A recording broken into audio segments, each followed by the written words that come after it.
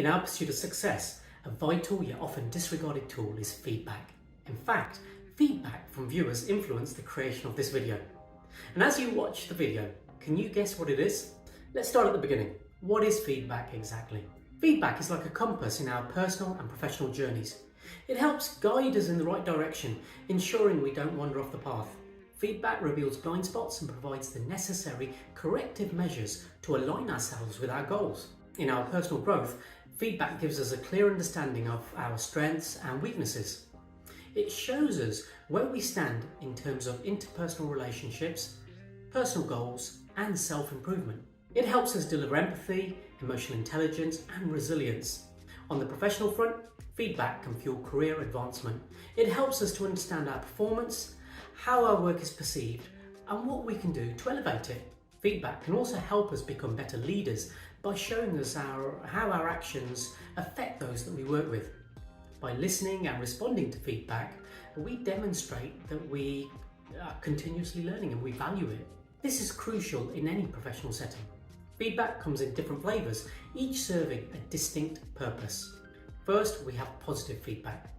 Picture this like a high five to our successes. It recognises our achievements and encourages us to repeat these winning actions. Then there's constructive feedback, the gentle nudge that shows us where and how we can improve. It's not about criticising, but rather guiding us towards better performance and learning. Lastly, we have negative feedback. This highlights what isn't working, where the errors lie. However, without offering solutions, it's not as helpful as constructive feedback. Now, where does this feedback come from? It could be from ourselves, it could be from our peers, colleagues or classmates who provide insights based on their experiences with us. It could come from supervisors or teachers. Their expertise and observations can provide valuable feedback for our growth. Surprisingly, it can even come from those under our leadership, our subordinates. Their feedback can make us better leaders. And let's not forget about external feedback. This is feedback from those outside our immediate circle, like customers or audiences, providing us with a fresh perspective. Remember, for feedback to truly make a difference, it should be specific, timely, respectful, and focused on things within our control to change. Now, equipped with this understanding, let's dive deeper into the world of feedback and see how it can drive our success. Understanding the immense benefits of feedback, it might seem puzzling why some people resist it. Well, the human mind has a fascinating yet complex relationship with feedback. Let's shed some light on the psychological barriers. There's the fear of failure. Feedback can sometimes feel like a spotlight on our shortcomings and mistakes, triggering a fear of failure. This fear, also known as atychiphobia, often stems from a desire to avoid feelings of disappointment, shame, or vulnerability. We have ego defense. Many of us are invested in maintaining a positive self-image. Feedback that suggests room for improvement can be perceived as a threat to our ego, and this can lead to resistance. This defense mechanism, while instinctive, can obstruct growth. There's fixed mindset. According to psychologist Carol Dweck, those with a fixed mindset believe their abilities are static and unchangeable. For them, feedback might feel like an attack on their inherent worth rather than an opportunity for improvement. Feedback is often mistaken for criticism, but there's a crucial difference. Criticism generally focuses on what's wrong, sometimes with a negative tone, and lacks guidance for improvement.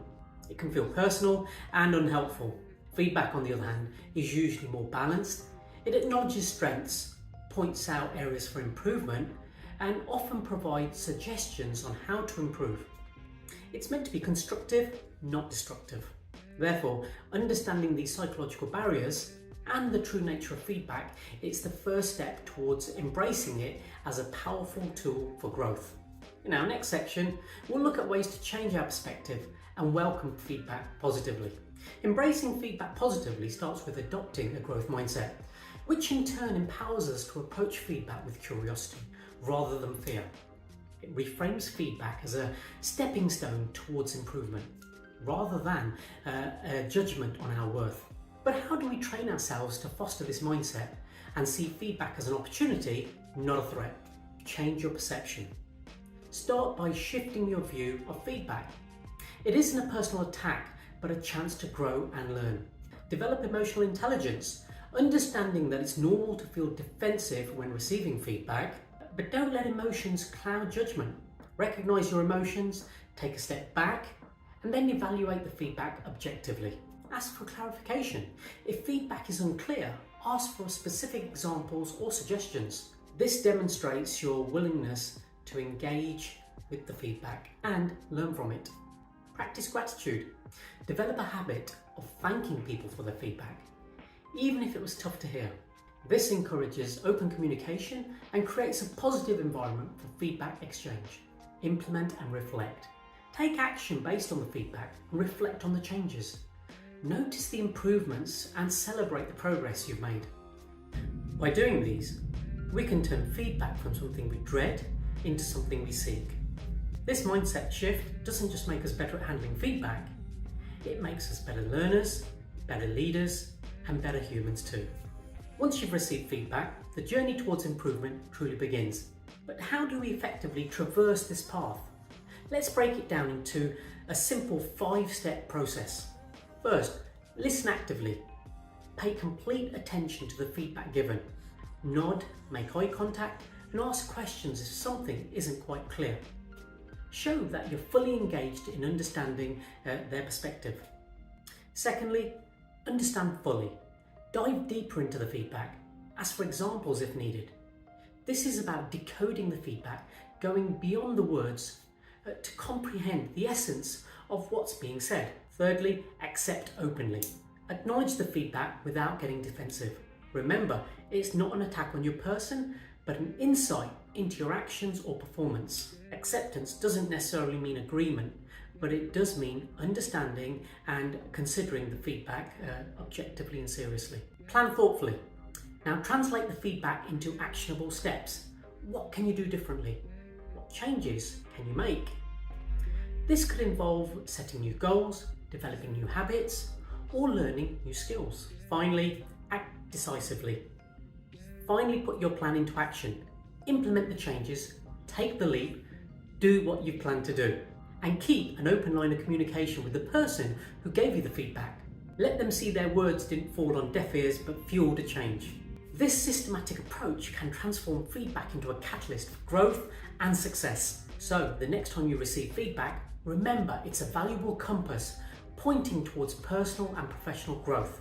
Remember to listen, understand, accept, plan, and act. After all, your path to success might just be a feedback away. Thank you for watching, and for those regular viewers, did you spot the feedback I incorporated into this video? Do let me know in the comments below.